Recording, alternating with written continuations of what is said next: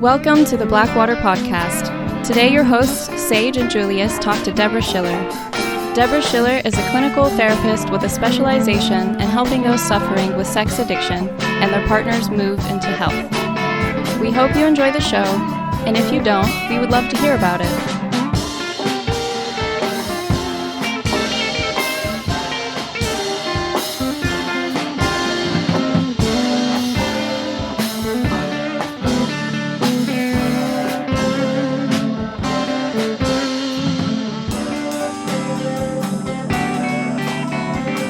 Today we have Deborah Schiller, and we have Sage on the phone, and this is me, Julius.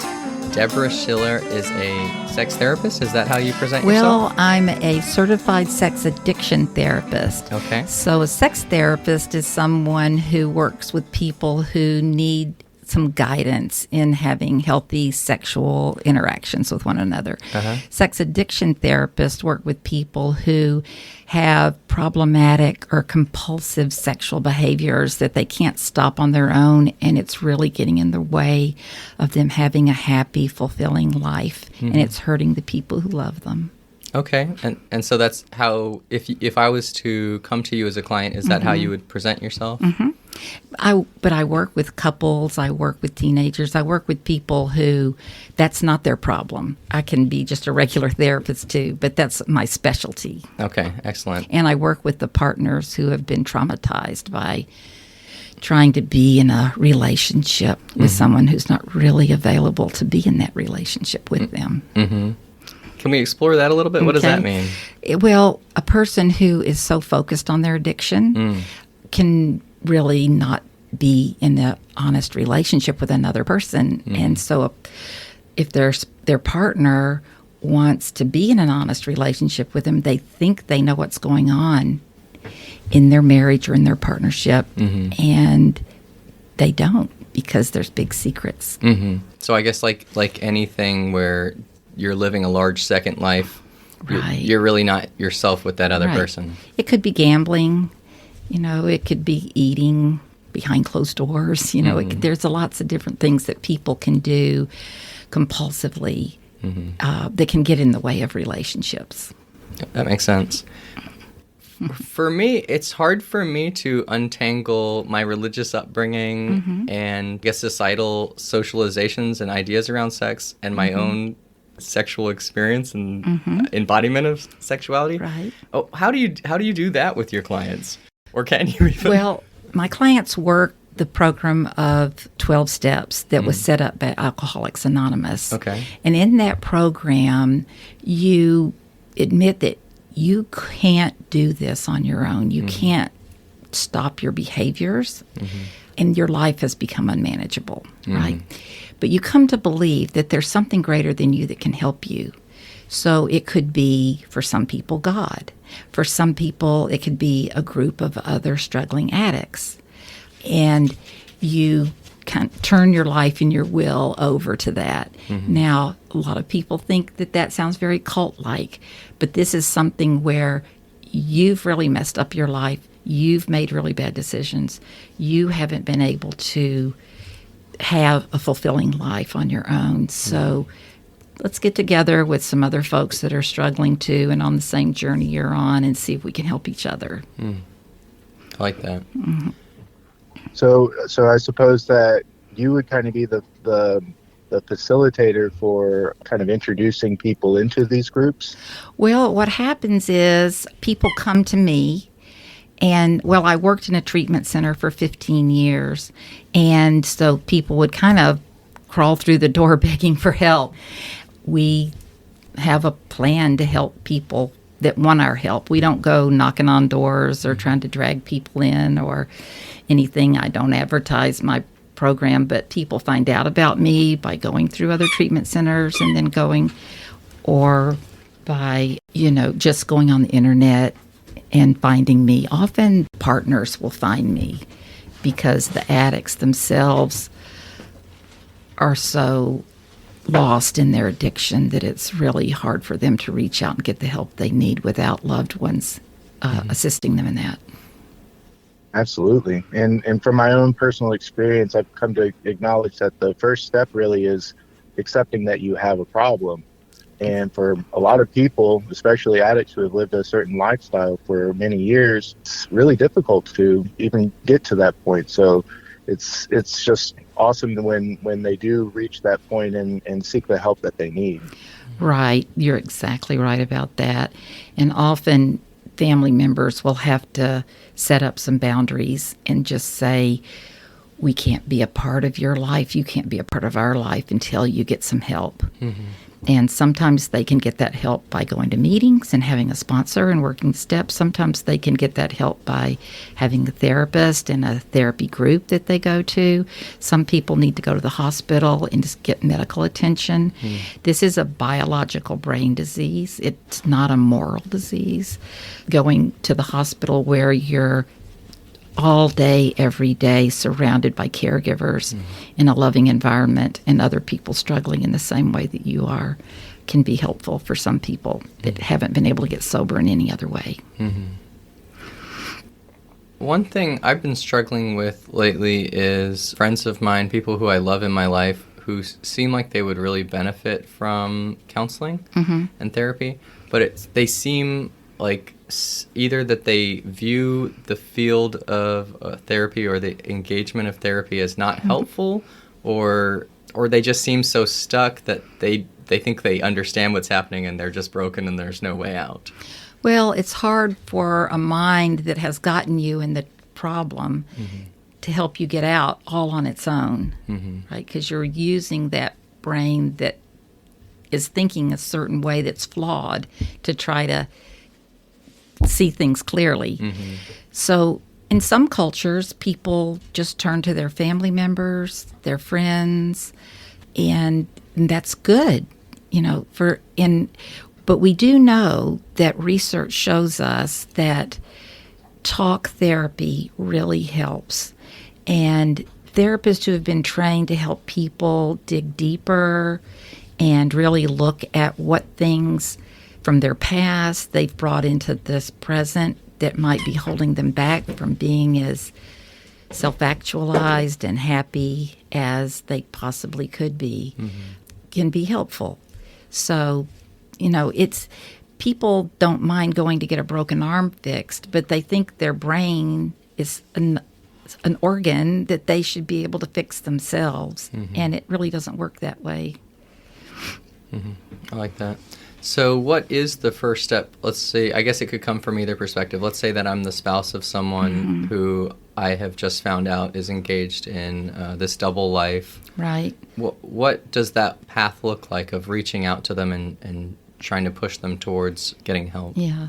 So the best thing a person can do is get into a place of love and realize that this person is struggling, that they're doing things that really hurt you. And the tendency might be to hurt them as bad as you're hurting yourself, or to shame them into doing something. But the way I look at it, people who struggle with addictions are born these beautiful, precious little babies. They're born with a brain that has fewer dopamine receptors to begin with. They might have grown up in an environment where their survival brain had to kick in. And so day in and day out, they figured out how to survive whatever was going on in their lives. Most of the people I work with have been sexually abused. So to understand that these are human beings who've every day tried to make the best decisions they could to get through.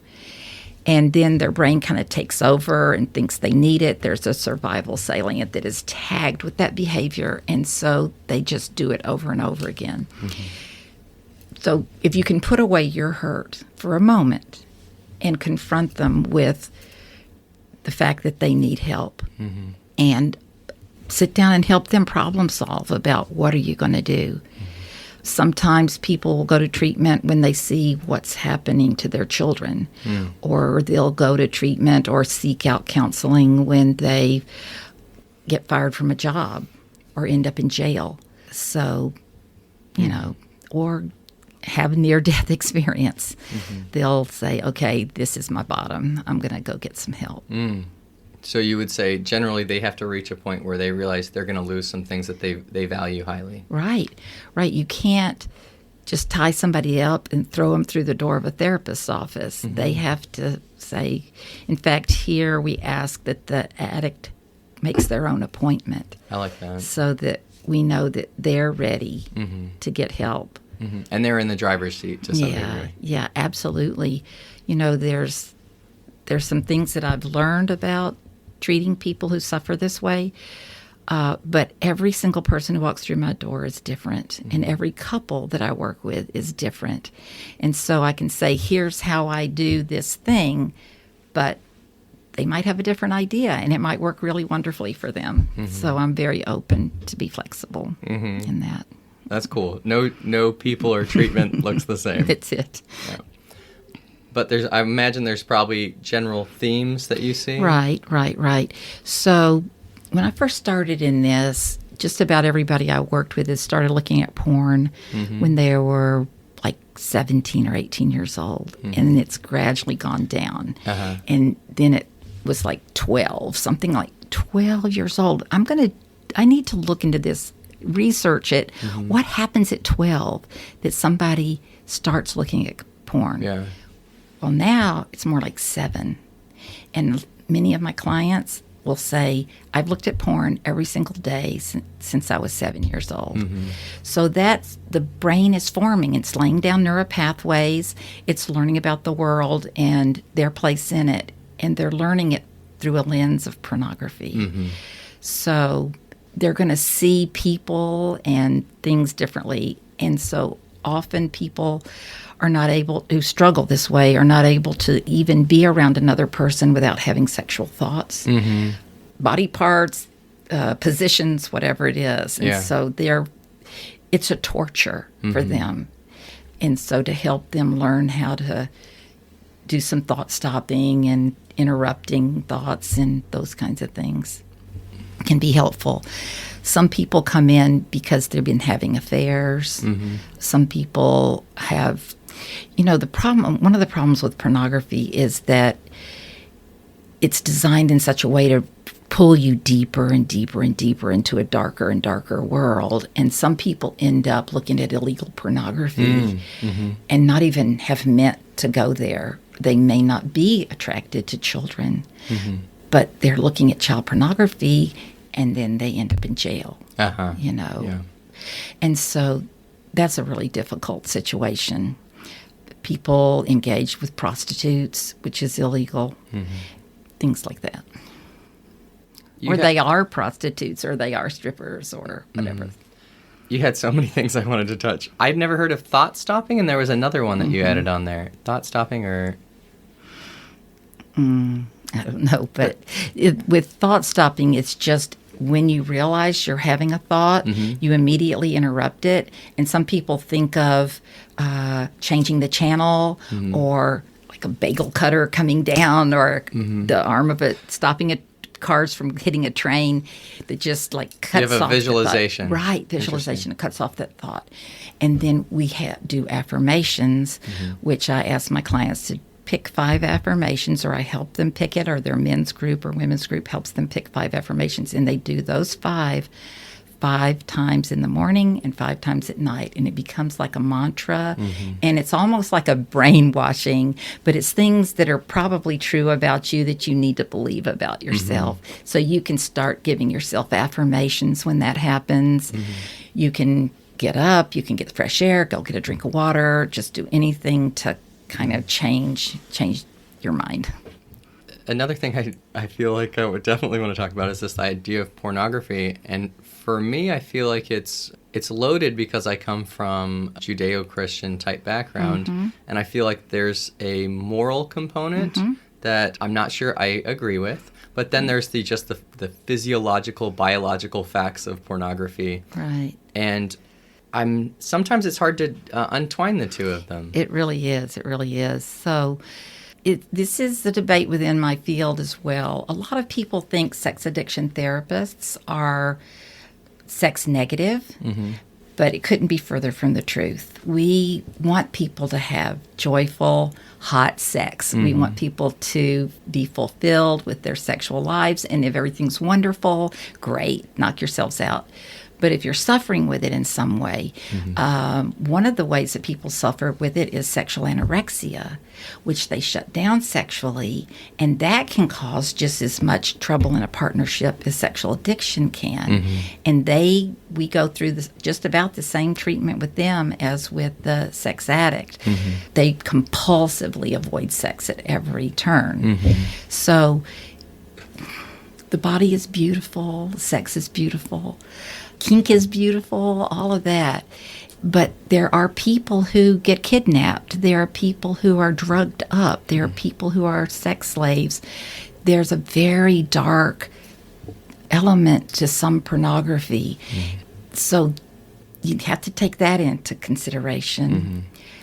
Then if a couple turns on some pornography to get them ready to be sexual or something, it's very different from somebody who wakes up in the morning and has to look at pornography before he can have breakfast, or before 6 hours while she's at work, she's looking at pornography, and she gets home and that's all she does. It's like there's nothing wrong with alcohol, but for an alcoholic, they can't drink it. They're allergic to it in a sense. And so the same thing can be true for pornography. I don't try to put a moral judgment on anybody or any behavior. It's all within the realm of human behavior. It's just when it goes to a certain extent, like if a person collects something and they have a nice little collection, but if they have 4 storage units full of that thing in their whole house and it takes over their life, they might have a problem. That makes sense. I really enjoy that you make that distinction that that sex is a positive thing, and that your work is more centered around focusing in on the problem and helping people to kind of get to the root of their issues in order to come into the light of positivity with their sexual expression. I think that's incredibly important. Right. And once a person... go ahead. I was just thinking, it kind of has me going down a trail of thought, kind of exploring the increase that we've been seeing in our society in just sexual addictions and sexual deviancies, and just kind of how we're being brought up in this world that is hyper-sexualized, so much so that, as you pointed out, that children are becoming exposed at ever-increasing rates. Where do we kind of draw the line, or how can we, as parents and guardians of the next generation, just kind of help to steer these minds and these beings towards a healthier and more positive relationship to these themes? That's a really important question. We have to be really careful if we're starting to think about censorship.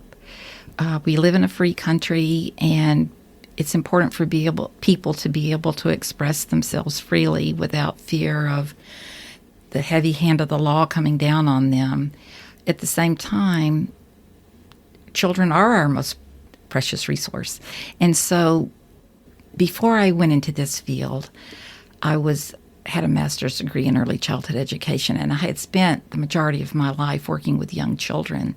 And I understand how pure and innocent and joyful and delightful they are. And when a child has been exposed to something beyond their comprehension, and especially sex, if somebody has crossed boundaries with a child sexually, it really can be very damaging to them.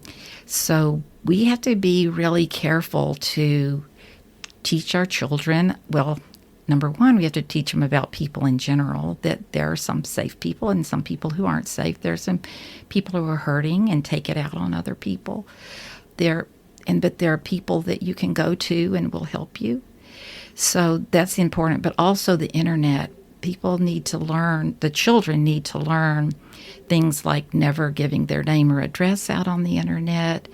And really from the very beginning of as soon as they can understand that you don't keep secrets from your parents. That no matter what anybody says, like I'll hurt your family if you tell your parent, don't believe that. You always tell your parents no matter what's going on in your life. So kids are going to pick out their own friends. They're going to go their own way. You can't be with them every minute. A lot of the folks I work with had their first experience at a spend the night party looking at porn, or at church camp, or, it can just be anywhere. And so they live in this world. They see the billboards, they see the magazines, and you can just talk to them about it. These are real people. How do you think this person feels about themselves who is dressed this way? And it might be they feel really proud of their body, or it might be that they learn that their body is what's important about them, that how well that they can perform sexually is their value, and that's pretty sad. Mm-hmm. So when you are interacting with these people, how do you allow them to establish a set of values for themselves that isn't based around sex? Yeah, it's really important to help them find their own values. And that is part of the 12 steps as well, where it's a God of your understanding, right? And it's going to be, what are your values? And that's one of the most common thing that I see is people come in because they're behaving against their values and they can't stop. Yeah. It's not my values or society's values. These are my values. I want to be in a relationship with someone where I don't keep secrets, but I can't stop keeping secrets, right? That kind of thing. So just values clarification, let them sit down and talk about what are your values, what's important. For some people, having swinging relationships with other couples, or having polyamory, having, groups of people living together, being sexual with one another. There's all different kinds of things that people do that if they're happy, if they're, whole, and there's no judgment there. Generally, if they come to me, whatever they're doing isn't working. Yeah. And so I kind of help them sit down and just sort that out. What is it to you that's important? And how can we start living that way? I had another... I'm kind of curious. Go ahead, Sage. I was just going to go into just kind of the general profiles of people that you might engage with. I had a question kind of come from my partner, who has had various partners in her past that have had various forms of sexual addictions and deviancies and whatnot. And she was curious if there's any kind of correlation. I don't know if this is necessarily in your wheelhouse, but if there's some kind of correlation to like astrology in a sense, if there's like a particular, I don't know, maybe just a profile that you see from people based on, their upbringing or where they're from and things like that. Well, I personally don't believe in astrology, so I can't comment on that. But it's every walk of life. It would be just like asking what kind of people come in to see you that have the measles, right? So we have priests, rabbis, pastors. We have physicians and lawyers. We have road builders, construction workers, just any walk of life can end up having this problem. It is a true brain disease. You did mention sexual trauma from childhood. Right. And so we don't know exactly what the correlation is, but it just is. It just often there's been sexual trauma, a lot of times neglect, where somebody feels unseen and unknown growing up, that their needs aren't being met by their parents. And they may be very wealthy and have a jet ski and have a car and have everything, but there's no interpersonal relationships. People learn empathy from the people around them, and if they are raised by narcissists who don't really teach them how to care about another person, can easily use another person as an object or see them as an object. And so, there's often exposure to sexuality at an early age in some way or another. But that's not always. Sometimes people come in, they had a great childhood, they felt loved and connect, but they just started being exposed to whatever, and they just went with it. So often it's a way to numb out pain. So people who were not taught about their feelings growing up, they don't have words to use to describe their feelings. All they know to do with them is push them down. And as soon as they have a feeling, they want to medicate it in some way. So some people find drugs, and some people find sex, and some people gamble, or whatever it is. That was actually a theme from a previous interview we had of when you have discomfort, of learning to sit with your discomfort. I was kind of emotionally off kilter last night and this morning. And as I was driving over here, I was like, I feel uncomfortable. And that's okay. And it's okay. And by the time I got to you, I was like, I feel pretty good. Well, me giving you the wrong address probably didn't help. Oh, there were so many. That was the smallest little thing on it. Yeah, it is. It's learning how to know what your feelings are, and being able to tolerate them, and talking to another person about them. Often people come to me and that they do not have the language to use to talk about. So I'll say, where in your body are you feeling it, right? And so this is something that I call anger, right? And so, but often, like men in particular, but some women too, feel very comfortable being angry. They do not feel comfortable being lonely. They do not feel comfortable feeling shame, and they'll cover up those feelings with bravado and anger. Often with women, but also some men too, they turn their anger inwards and they start becoming depressed. And, you know, if they're feeling lonely or feeling shame about something, they turn it into depression. And so if you can get down underneath, well, what's underneath that sadness? And it could be anger, and it could be other feelings that are more difficult. You're feeling guilty about something. And then the depression lifts, or the anger is addressed. So I want to go in the other direction. So we talked about early on, if I have a partner who is suffering from something, you were talking about, for a moment, be in love or have empathy for this person. In my head, I immediately was thinking, at what point are you coaching the person, okay, you need to cut these people off? Right. Well, pretty immediately, you need to understand how this is impacting you. I ask couples not to make any big decisions right away, because people can change. So if your loved one says, I get it, I've hurt you, I want you to get care, I want you to start getting trauma treatment for what you've been through with me, and I'm going to start going to meetings and get a sponsor and start working the steps and da-da-da. And if they're still struggling, pick up a therapist, and they're working with a therapist, doing the things. And if they're still struggling, they may need to go into the hospital and go to a treatment center and have doctors and the psychiatrists, psychologists, people helping them there. So there's all different levels of care. And some people come out of a treatment center, they can go back home. Some people need to go to a halfway house, whatever that is. So that's the addict. The person who is trying to love the addict really does need trauma care. And so to find a therapist who's been trained to work with sex addicts, then partners of sex addicts, is really important. And we do, all different kinds of work with them to help them survive what they've been through as well.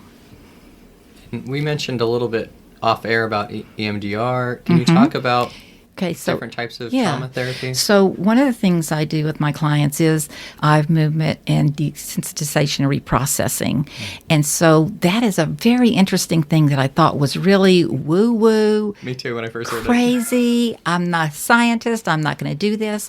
But I saw people change in the treatment center where I worked, and how they clamored to be able to work with the EMDR therapist. And so during Katrina, I was trained to use it. And so you have, for me, I have earphones that they put on that has sounds going from one ear to the other, a shush, shush, shush.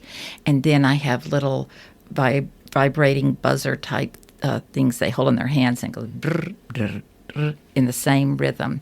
And we're not sure exactly how that works, but it's thought that maybe the left brain and right brain are starting to communicate with each other, because part of trauma is storing the memory insufficiently or in a way that it continues to come up, it continues to bother you. So EMDR is really good for something that just, you ruminate on, or it just a memory that just keeps coming back and you feel so horrible every time you think of it, to kind of put it in your brain in a place where you can move on with your life and it's not bothering you anymore. Some people can have the exact same experience and they put it in their brain and that is over and now moving on. Some other people might, every time they hear an ambulance or every time they hear a car backfire or whatever it is, they're immediately back in their trauma, right? So often these partners will drive past a certain hotel, or they will see somebody in a certain dress or a hairstyle that reminds them of something that happened in their partner's sex addiction. And so she might work on that with the EMDR. And so we have what is the statement that's bothering you, and how true does it sound to you? How much does it bother you? That kind of thing. And then they just go and they listen back and forth, just in their own. I say the negative thought, and then I say, what's coming up for you? And their brain just kind of starts processing it. And then we'll do, what positive thought do you want to replace that with? So the positive thought that I replace that with is, my partner loves me, my partner is sick, he's getting help, and I'm getting help too, or something like that. And then they do that, and what's coming up for you when you think of that thought. And it really works fast. I mean, it works so fast, because the next time they come, you might want to do the same one. They might say, I'm done with that one, let's move on to another one. Or they might want to do it one or two more times. Another thing I do is a guided imagery where they go into kind of a semi-hypnotic state of walking down a hill, walking into the woods, walking down, darker, down, and creating a safe place down there where they walk around and they see themselves in different ego states. So there's a little wounded child is there, the rebellious teenager, the functional adult. If they have a higher power, if they have an addict, we figure out, contain the addict, however that looks to them.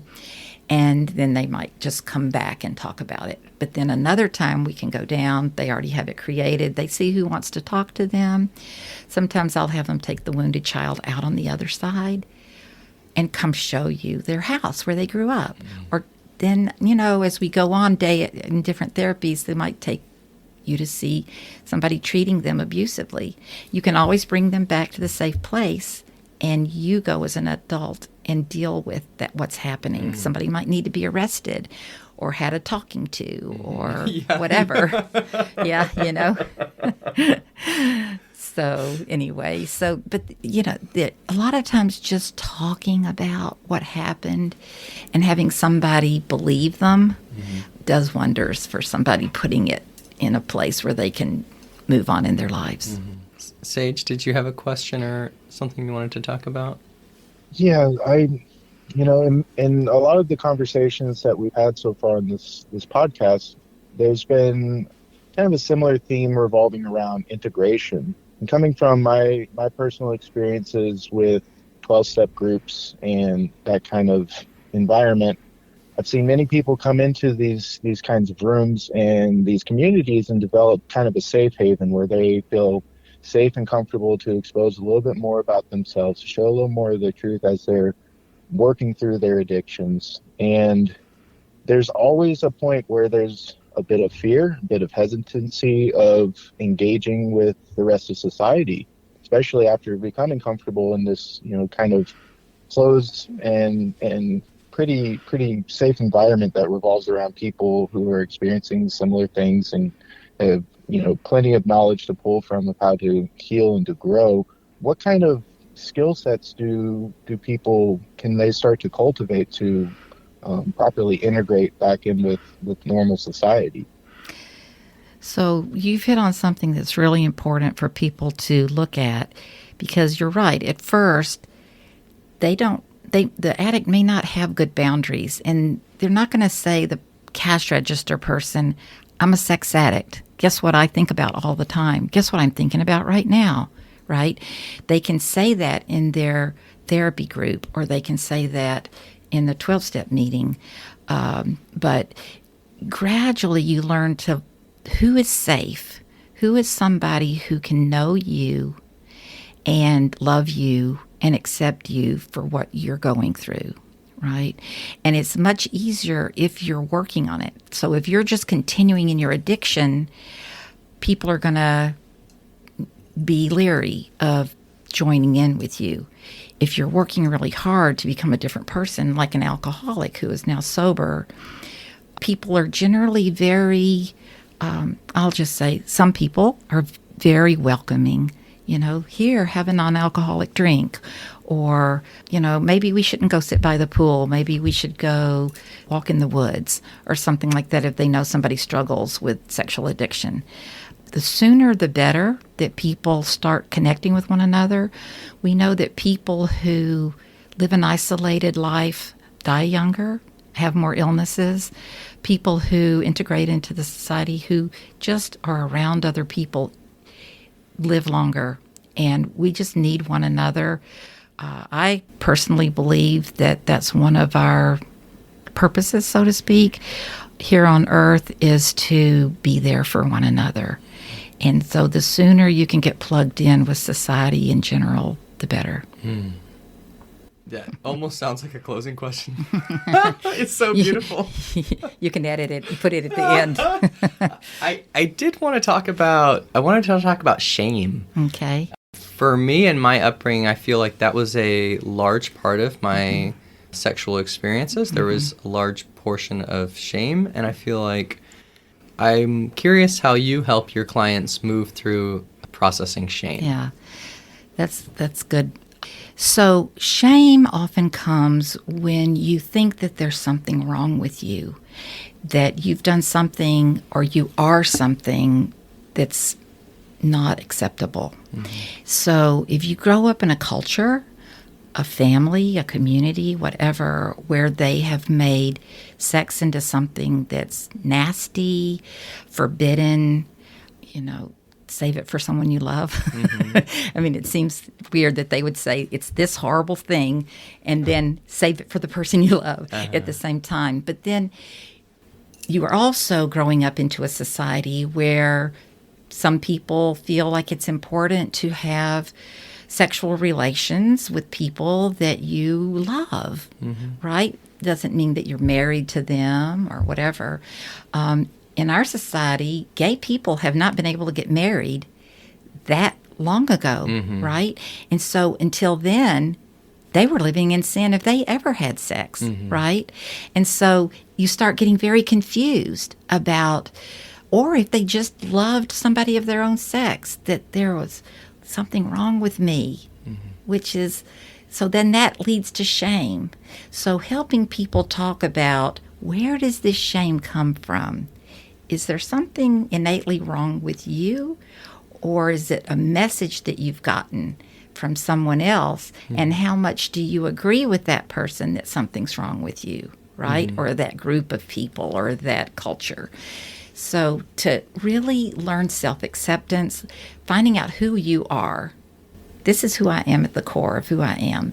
And it can't be wrong. It can't be bad. So why do I feel ashamed of being myself? Right? Now, I want you to feel shame when you do something that goes against your values, that hurts another person. If you don't feel any shame, then you're a psychopath. They can't feel shame. So that's the person I don't feel like I can help if they never feel shame for what they do. It's the toxic shame that we want to address. So when you have healthy shame, I've done something going against my values. I did something that hurt somebody I love. I did something that hurt my workplace, the people in my workplace. I feel shame about that. So then you experience that and you say, I can change, I can grow, I can make amends, I can go back and fix things, right? Toxic shame is just that I'm rotten to the core. There's nothing I can do about it. And you just kind of stew in that. So that needs to be dropped. That doesn't help you get well. It doesn't help you stay sober. It doesn't help the people you care about. It's just hurts you and everybody else around you. So shame can be functional. Yes. And without it, you're a sociopath or a psychopath. Well, they can't. They cannot feel shame, and they don't get it. They get very good at figuring out what people want them to feel or what they try to express. I should be happy right now. I should be sad. But it doesn't come from inside them. So, and that happens with addicts too. We know that they're born with fewer dopamine receptors in their brain, and so they reach for things outside themselves to feel okay. People who have a full complement can know their joy, their self-worth, everything comes from inside them, what they feel about themselves. So this alcohol is going to help me feel better, this porn's going to help me feel better, whatever it is, right? But the problem with that is you're giving yourself brain damage with those behaviors.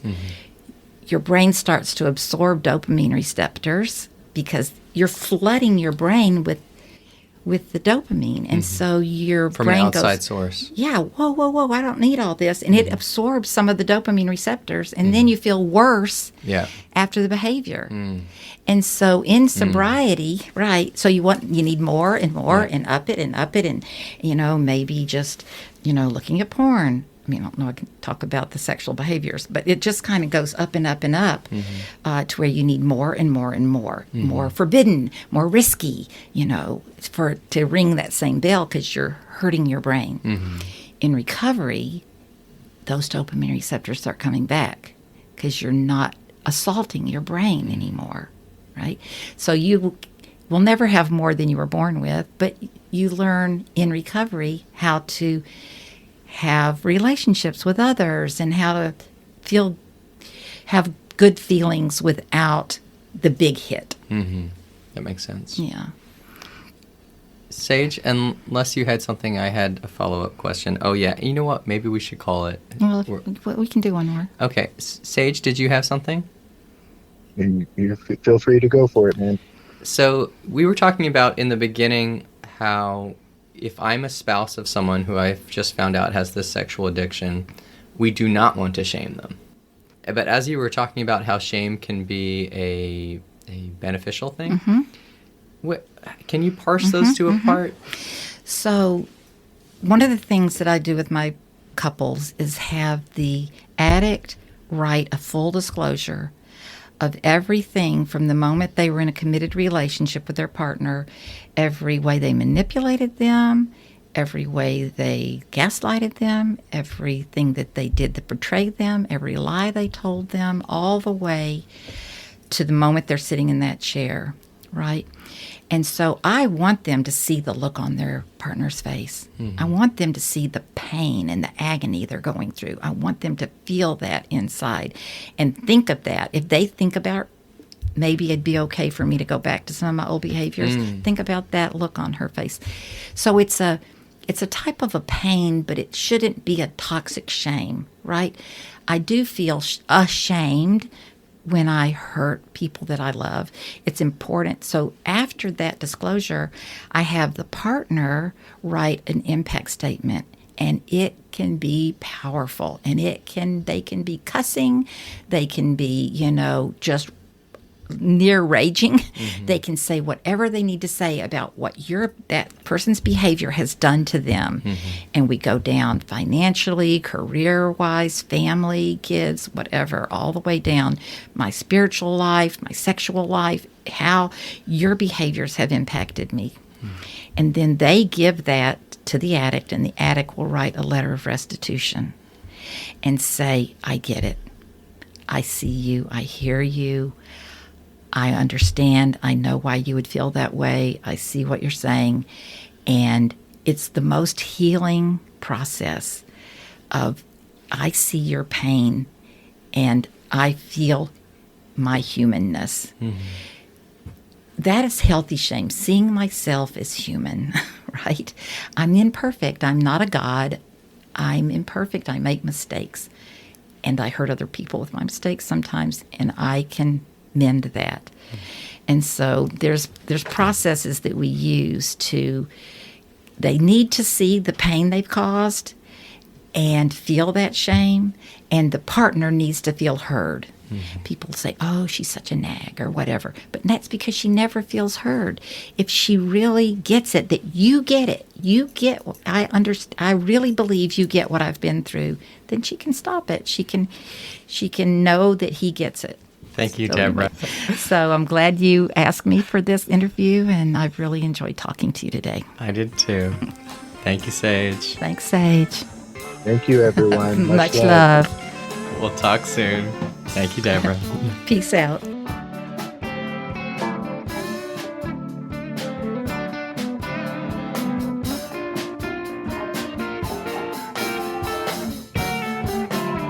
Thank you for listening, and we hope you will join us for our next episode where we will be talking to Awen Ascension, world-renowned spiritual gangster.